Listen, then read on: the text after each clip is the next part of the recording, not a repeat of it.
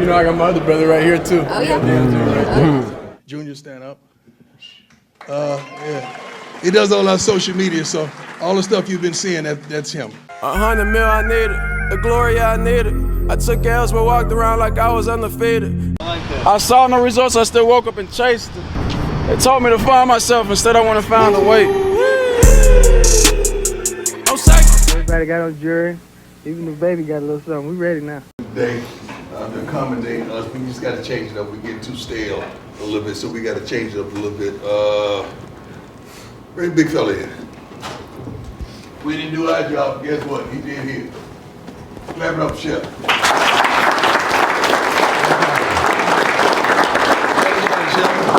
Hey, appreciate you guys. Yes, the coach wanted me to share a little bit about the weekend that I had. Ran a 100-mile race up in Steamboat Springs, Colorado. It's called Run Rabbit Run.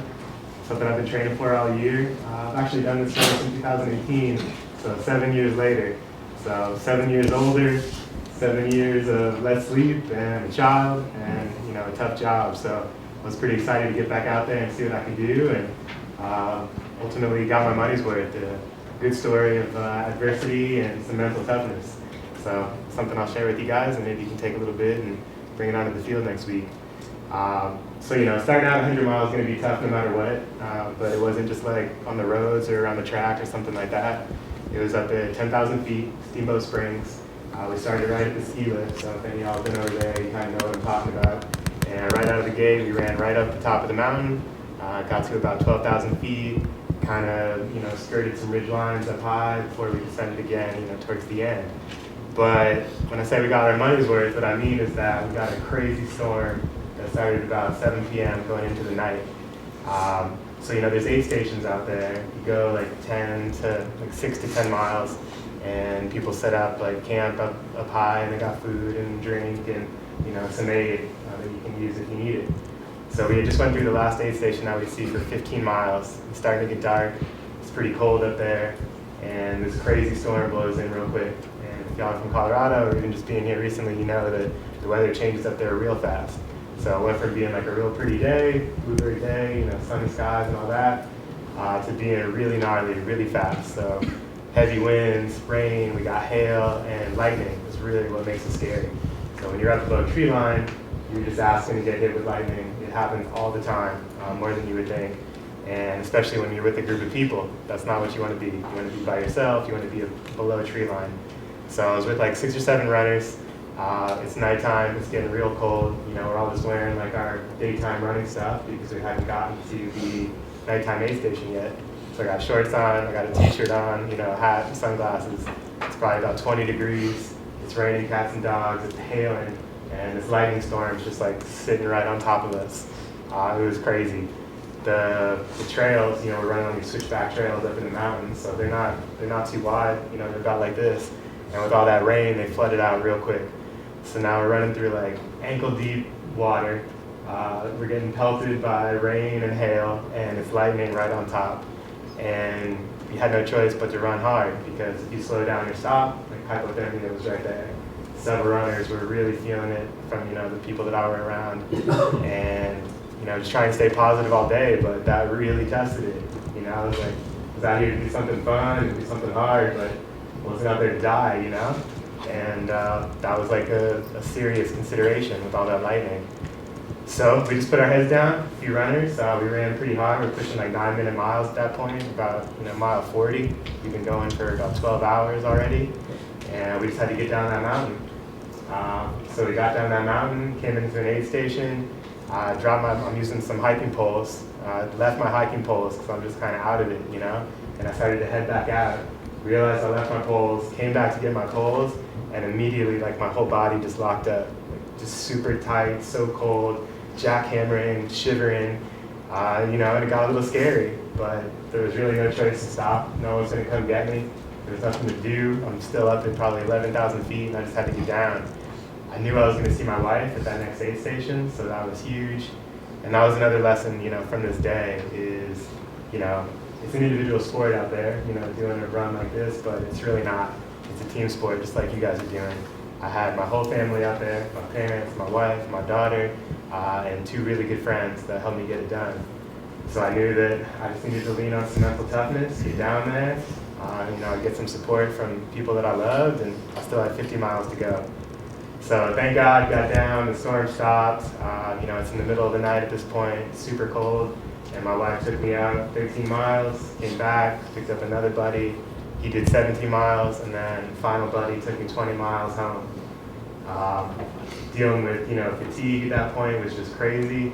I literally laid down on the side of the trail for 10 minutes, and I told my buddy, like, hey, just wake me up in 10 minutes, I just need a minute. Closed my eyes for 10 minutes, that was a game changer. Powered through to the end. My ultimate goal out there was to get 30 hours, which was kind of like the gold standard of the race. They gave you 36 hours to finish. And I just had a day, and I got it done in 28 hours, 28 minutes, and 31 seconds.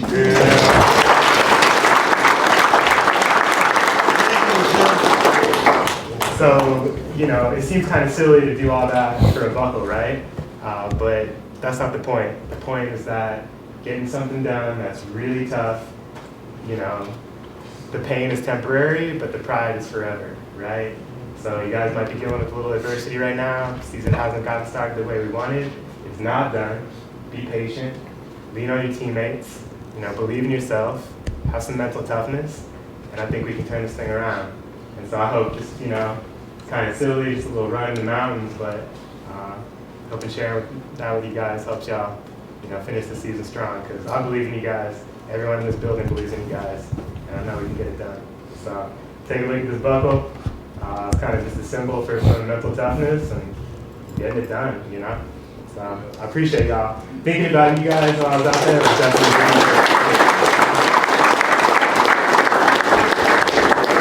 You guys appreciate this. I only gave Chef, I can't run with this run, but I gave Chef 1 pointer.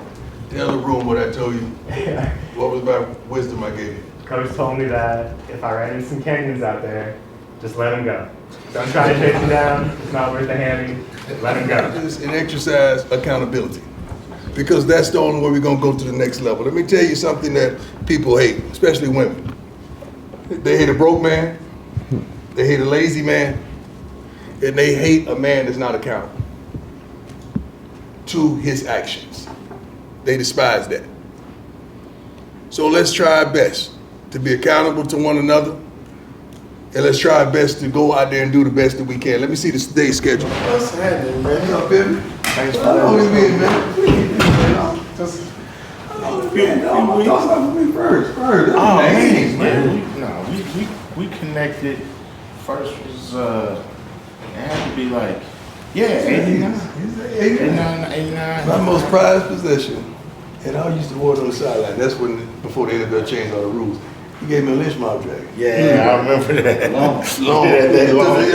I used to wear it on the sideline. That's before the rules. Like now, everything got to be licensed. Oh shit! But I used to wear the lynch mob jacket on the sideline. What's up, man?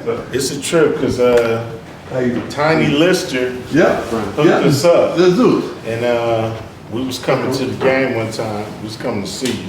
Yeah. In Atlanta. Yeah. And he pulls up to the parking lot. He said, "Man, I was, I'm Deion Guest. I'm Deion Guest. That's what he told the parking attendant. He told us, watch this. He said, man, I'm here with Deion. Dude looked in the car. He said, I got Ice Cube. He looked in the car. He was like, yeah, okay. That'll be $18. True story.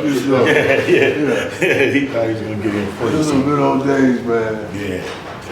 I know you're busy, man, and I appreciate you letting us just come through. Man, please, and kids say love what's up see to you. Mosin too. Randy Mosin. Oh, is that right? Yeah. Oh, shit. He helped out a lot. Yeah, y'all got Sat and Falk. Yeah. Who else? Pecco, you don't know Pecco, big old defensive lineman, played for years to Cincinnati and Denver. Who else on the staff? One of my boys played with me in Atlanta, Jay Field. He's the receiving coach. Probably got more Hall of Famers than anybody in We college. do. We do. That's good. The kids love it because they receive it for them. Yeah. You know what you're talking about. You ain't gotta be bad. That's your validation. Yeah, But exactly. these kids different, man.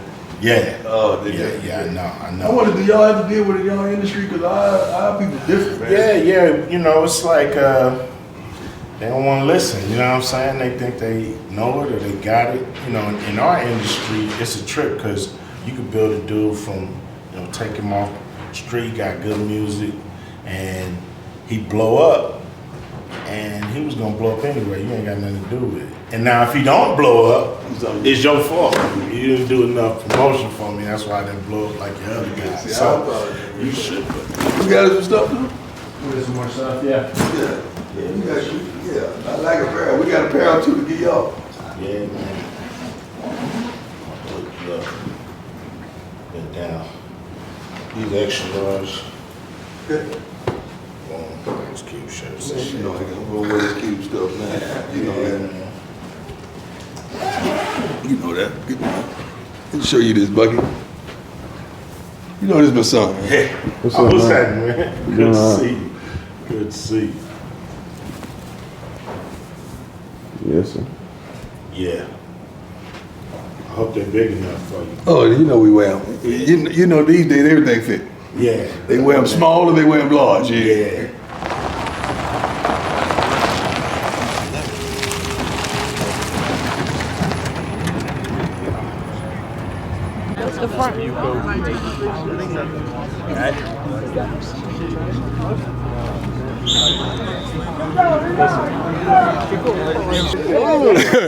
Hey guys, quiet, all eyes. One of my friends we've been riding since '89. Yeah, man. 89, 90. Way back in '89. We've been down since way back in '89. He's coming as a show here this evening. Wanted to give y'all a good word.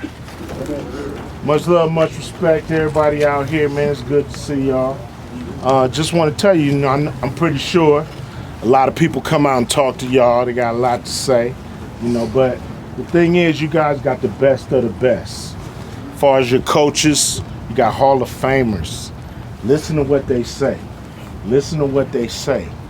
They're going to tell you how, not only you trying to get to the next level, which I'm pretty sure you all are, but also how to be great men in life and get through all these difficult times that you're going to face in your life. Listen to that advice. One thing I want to tell you guys, do not complain about what you don't get because of the work you didn't put in, okay? Don't complain about what you didn't get because of the work you didn't put in. So put in the work and it'll pay off for you. That's all I got to say.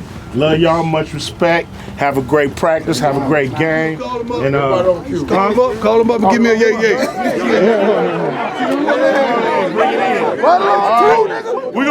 We're gonna get a yay on 3. 1, 2, 3. Yay! What are we rationing around here?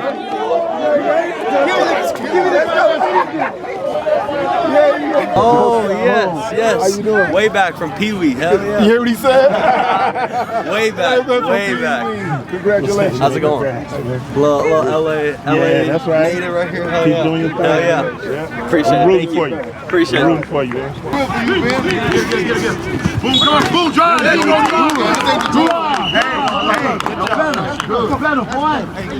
There you go.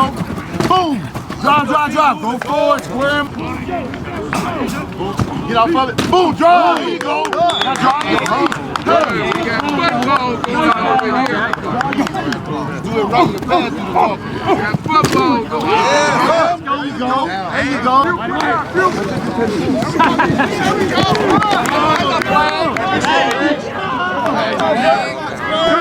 I'm going to ask the coaches to pull several plays apiece from each position group, from maybe 3 plays from each position group. We're going to show them in the morning of who did what, when, where, and how. You understand that? You got to ask yourself, was that good enough for you guys to win? Was today good enough for y'all to win? If some of y'all said it wasn't, what are we going to change? Because we tired of that feeling that we have after those 2 losses. We tired of that. So what's going to change? Somebody tell me, what's going to change? Our attitude. Yeah, but you say it, but what does that mean? We're gonna hold you to it. You gotta stand on it. You gotta do it. Yeah, but y'all keep talking about it, but you ain't doing it. So who's gonna be the one to say, we're gonna do it, or we're gonna hold you accountable, or we're gonna do it, we're gonna do it, we're gonna do it? Who's gonna do it? Who's gonna be the first ones on offense to say, well, I'm gonna do it? I'm gonna do it. There you go. Hold me accountable. Do that shit. Y'all get together and work this thing out. Bring that shit. Hey, hold me accountable. Hey. Yo. Hey, it's a long season. Make sure y'all take care of your bodies, get in there and watch the field. Stop talking. Hey, hard work on two, 1, 2. Hard work. Hey, I got you today, brother. I got you.